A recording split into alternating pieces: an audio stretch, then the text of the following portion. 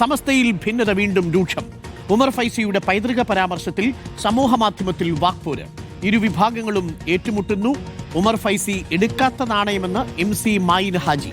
MC Mayin ഹാജിയെ തെരഞ്ഞെടുപ്പിൽ പരാജയപ്പെടുത്തിയത് എടുക്കാത്ത നാണയമായതുകൊണ്ടെന്ന് മറുവിഭാഗം. ഉമർ ഫൈസി മുക്കമല്ലാത്ത വേറെ ആരും അത് പറഞ്ഞിട്ടില്ല. ഉമർ ഫൈസി മുക്കം ഇപ്പോൾ ഒരു എടുക്കാത്ത നാണയമാണ്. വായി തോന്നിയത് കോതക്ക് പാട്ട് എന്നുള്ള നിലയിൽ തോന്നിയത് വിളിച്ചു പറയുന്നതാണ്. അത് ഞങ്ങൾ അത്ര ഗൗരവത്തിലെടുക്കുന്നില്ല. അതിനൊക്കെ ഒരു അന്ത്യം സമീപഭാവിയിൽ ഉണ്ടാവും. AK അഭിലാഷുണ്ട്. AK അഭിലാഷ്, സമസ്തയിൽ വീണ്ടും ഏറ്റുമുട്ടലാണ്. ഇതെന്താണ്, എങ്ങനെയാണ് ഇതിനി മുന്നോട്ട് പോവുക? തെരഞ്ഞെടുപ്പ് കാലമാണ്, തലവേദനയാവുമല്ലോ അല്ലേ?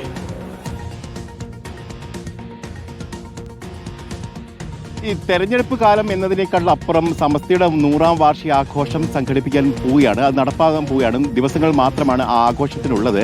കാരണം ഒരു പ്രസ്ഥാനത്തെ സംബന്ധിച്ച് 100ാം വാർഷികം എന്നൊക്കെ പറയുന്നത് വലിയ കാര്യം തന്നെയാണ്.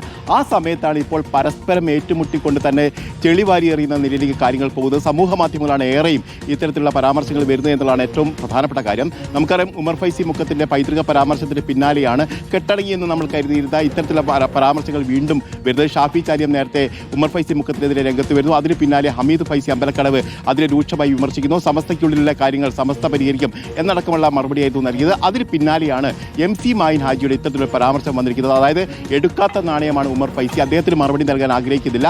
അതോടൊപ്പം തന്നെ അദ്ദേഹത്തിന്റെ കേന്ദ്ര മുശാവറ അംഗത്വത്തെ പോലും ചോദ്യം ചെയ്യുന്ന നിലയിലാണ്. അത് ആ നിലയിൽ തന്നെ ഉണ്ടാവുമോ എന്ന് കാണേണ്ടതുണ്ട് എന്നുള്ള അടക്കമുള്ള കാര്യങ്ങളാണ് അദ്ദേഹം പറഞ്ഞത്.